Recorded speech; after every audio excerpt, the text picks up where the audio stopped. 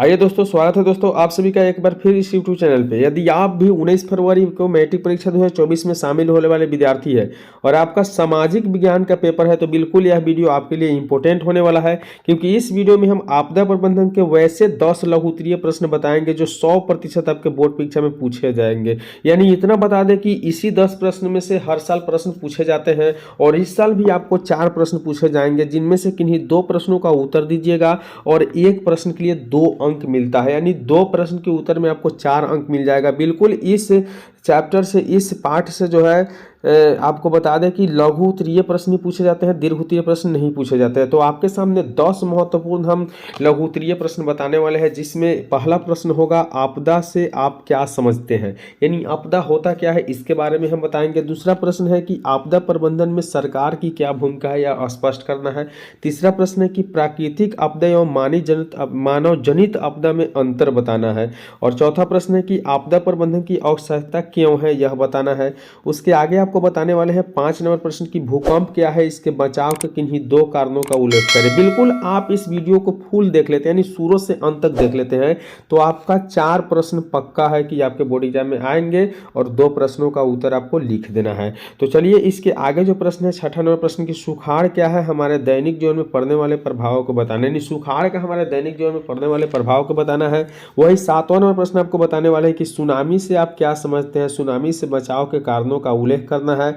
और वही आपके पास 8वां प्रश्न जो होगा बाढ़ कैसे आती है, इसकी स्पष्ट करना है। और 9 नंबर प्रश्न है कि बिहार में बाढ़ आने की 4 कारणों को उल्लेख कीजिए। और 10वां नंबर जो प्रश्न है वह आग लगने की स्थिति में क्या प्रबंध करना चाहिए। तो बिल्कुल यदि अभी तक आप इस यूट्यूब चैनल को सब्सक्राइब नहीं किए तो बिल्कुल सब्सक्राइब कर दीजिए और वीडियो को एक लाइक करके दोस्तों के साथ शेयर कर दीजिए, क्योंकि आपके दोस्त जो भी नहीं देखे होंगे वह बिल्कुल देख पाएंगे। तो चलिए हम पहला प्रश्न का उत्तर आपको बताते हैं कि आपदा से आप क्या समझते हैं। तो दिया गया है उत्तर में कि कुछ दुर्घटनाएं ऐसी होती है जो बिना बुलाए अकस्मात यानी इमरजेंसी अचानक आ धमकती है, यानी आ जाती है और अल्प समय में ही जनधन की अपार क्षति पहुंचा देती है। बहुत कम समय में ही बहुत सारा नुकसान करके चली जाती है। ये हमें संकट की स्थिति में ला देती है और यह संकट की स्थिति उत्पन्न करने वाली ऐसी कोई भयावह घटना आपदा कहलाती है। यानी ऐसी घटना जो अचानक आए और उसके आने के बाद बहुत सारे नुकसान हो जाए, इसे हम क्या कह सकते हैं,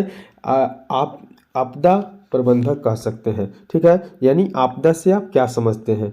तो चलिए हम इसी के साथ दूसरा नंबर प्रश्न देखते हैं। बिल्कुल आप लोग एक एक प्रश्न को शुरू से अंत तक देख लीजिए, क्योंकि इस वीडियो को अगर फुल देख लेते हैं तो बिल्कुल आपको दूसरा प्रश्न और दूसरा वीडियो देखने की आवश्यकता नहीं होगी। तो 2 नंबर प्रश्न जो दिया हुआ है कि आपदा प्रबंधन में सरकार की क्या भूमिका है, यह स्पष्ट करना है। यानी आपदा प्रबंधन में सरकार की कौन कौन सी भूमिका होती है, यह स्पष्ट करना है। तो उत्तर दिया हुआ है कि आपदा प्रबंधन में सरकार की अहम भूमिका है। सरकार को संबंधित या क्षेत्र विशेष में आने वाली आपदा के पूर्व आशंका का ज्ञान होता है।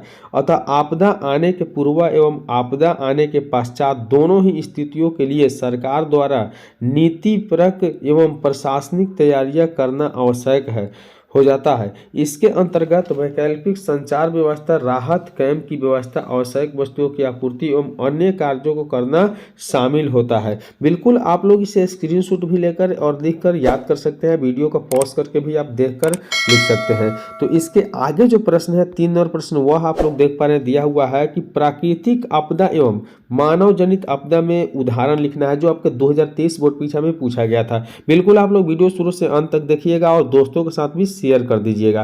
तो चलिए हम पहला अंतर देखते हैं कि प्राकृतिक आपदा किसे कहते हैं। तो प्राकृतिक आपदा होते हैं हमारे वातावरण में घटित होने वाली वैसी घटनाएं जो प्राकृतिक कारणों से उत्पन्न होती है, वह प्राकृतिक आपदा कहलाती है। जैसे भूकंप आ जाना, बाढ़ का आ जाना, सूखा हो जाना, सुनामी पड़ जाना, भूस्खलन हो जाना या चक्रवात इत्यादि हो जाना।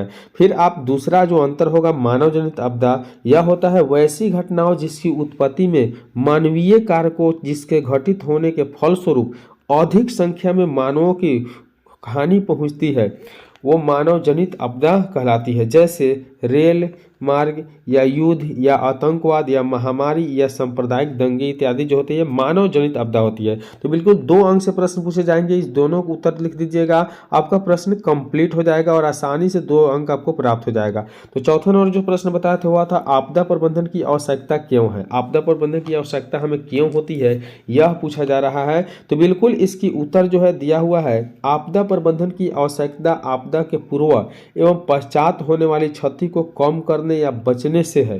प्राकृतिक आपदा या मानव निर्मित आपदा इत्यादि के घटित होने से अधिक मात्रा में जैविक एवं अजैविक साधनों का नुकसान होते हैं। इसी संदर्भ में लोगों को विशेष प्रशिक्षण देकर उसके प्रभाव को कम करना आपदा प्रबंधन कहलाता है। बिल्कुल आप लोग स्क्रीनशॉट लेकर बिल्कुल इस प्रश्न को नोट करके याद कर सकते हैं। आप वीडियो को रोक कर भी आप दोबारा देखकर भी याद कर सकते हैं। बिल्कुल इसी में से कोई 4 प्रश्न पूछे जाएंगे जिसमें से 2 प्रश्न का उत्तर आपको देकर आना है। 5वां नंबर प्रश्न पूछा गया है कि भूकंप क्या है, इसके बचाव के किन्हीं 2 उपायों का उल्लेख करना है। इससे बचने के लिए 2 उपाय भी बताना है और भूकंप क्या है यह भी बताना है। तो पहले हम भूकंप का परिभाषा जानते हैं। दिया हुआ है कि जब किसी बाहरी या आंतरिक कारणों से पृथ्वी को भूपटल से कंपन उत्पन्न होता है तो उसे हम क्या कहते हैं, भूकंप कहते हैं। इसके बचाव के निम्न उपाय है जिसमें से हमें 2 उपाय देना है। पहला है भूकंप रोधी मकानों का निर्माण करना, दूसरा है इससे सुरक्षा के लिए लोगों को प्रशिक्षित करना यानी जानकारी देना और सूचना देना और जानकार बनाना। अगला प्रश्न 6 नंबर प्रश्न दिया हुआ है कि सुखाड़ का हमारे दैनिक जीवन पर पड़ने वाला प्रभाव का वर्णन करना है। तो सुखाड़ जो होते हैं उसकी हमारे दैनिक जीवन पर निम्न प्रभाव होते हैं।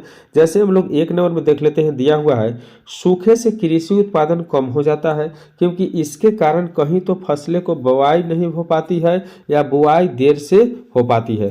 दूसरा है कि सूखा की स्थिति में ग्रामीण क्षेत्रों में बेरोजगारी बढ़ जाती है। और उसके बाद तीसरा जो है वह क्या है कि सूखे के कारण पशु चारे की कमी हो जाती है, सूखा के कारण पेयजल की कमी हो जाती है और इससे खरीफ फसल की बहुत अधिक प्रभावित होती है। तो बिल्कुल आप लोग वीडियो को पॉज करके या दोबारा देखकर इस प्रश्न को कंप्लीट कर सकते हैं या आप स्क्रीनशॉट भी ले सकते हैं। तो 7 नंबर प्रश्न हम लोग देखेंगे। दिया हुआ है कि सुनामी से आप क्या समझते हैं, सुनामी से बचाव के उपायों का उल्लेख करें।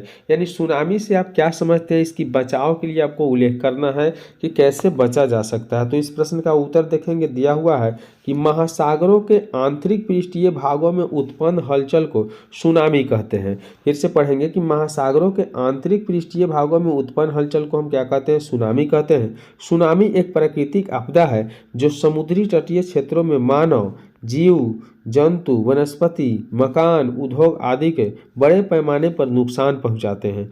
जैसे हम देख सकते हैं कि 1 नंबर में इसकी जो उपाय है वह है समुद्री तटीय क्षेत्रों में मैंग्रोव वनस्पति को लगाना चाहिए। दूसरा है समुद्र तटीय क्षेत्रों में कंक्रीट के तटबंध बनाना चाहिए। और वही तीसरा है कि समुद्री क्षेत्रों के समीप रहने वाले लोगों को प्रशिक्षित करना चाहिए। चलिए हम बढ़ते हैं अगले प्रश्न की ओर। बिल्कुल आप लोगों को अगर समझ में नहीं आया तो वीडियो को पॉज करके यानी रोक कर देख सकते हैं या स्क्रीनशॉट करके नोट करके भी लिख सकते हैं। बिल्कुल यहीं से प्रश्न पूछे जाएंगे। 8 नंबर प्रश्न की बाढ़ कैसे आती है स्पष्ट करना है। उत्तर हम लोग देखेंगे। दिया हुआ है कि अधिक वर्षा होने के कारण नदियों में जल का जमाव होता है, साथ ही अवसादों के जमा होने के फलस्वरूप नदी तल की गहराई कम आ जाती है और नदी तल के भरने के कारण जल का स्तर धीरे धीरे क्या होता है, ऊपर उठने लगता है और नदी का तटबंध पर दबाव बढ़ जाता है। फलतः तटबंध क्या होते हैं, टूट जाते हैं और नदी का जल विभिन्न क्षेत्रों में फैल जाता है जिससे क्या होती है, बाढ़ आ जाती है। तो चलिए हम इसी के साथ 9 नंबर प्रश्न देखते हैं। दिया हुआ है 9 नंबर प्रश्न की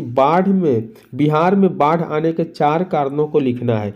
बिहार में बाढ़ आती है, इसकी 4 कारण देना है। तो 4 कारण आपके सामने दिखाई दे रहा है कि उत्तरी बिहार में हिमालय से निकलने वाली नदियों में अपार जल राशि के कारण बाढ़ आती है। 2 में है नदियों में सिल्ट के जमने से तली की गहराई कम हो जाती है। और वही 3 नंबर जो है वो आप लोग देख पा रहे हैं, दिया हुआ है बिहार में नदियों मार्ग में परिवर्तित करती रहती है। और चौथा जो होगा उत्तर बिहार के मैदानी भाग की छोटी छोटी नदियां भी अतिवृष्टि से जल प्लावित होकर बाढ़ का दृश्य उपस्थित करती है। बिल्कुल 10 नंबर प्रश्न भी हम लोग देखेंगे और वीडियो को कंप्लीट करेंगे। दिया हुआ है आग लगने की स्थिति में क्या प्रबंध करना चाहिए। जब लग जाए तो क्या प्रबंध करना चाहिए यह पूछा जा रहा है। तो 10 नंबर प्रश्न का सही उत्तर होगा कि आग लगने की स्थिति में सबसे पहले आग में यह लोगों को बाहर निकालना एवं घायल को तत्काल प्राथमिक उपचार देकर अस्पताल पहुंचाना चाहिए।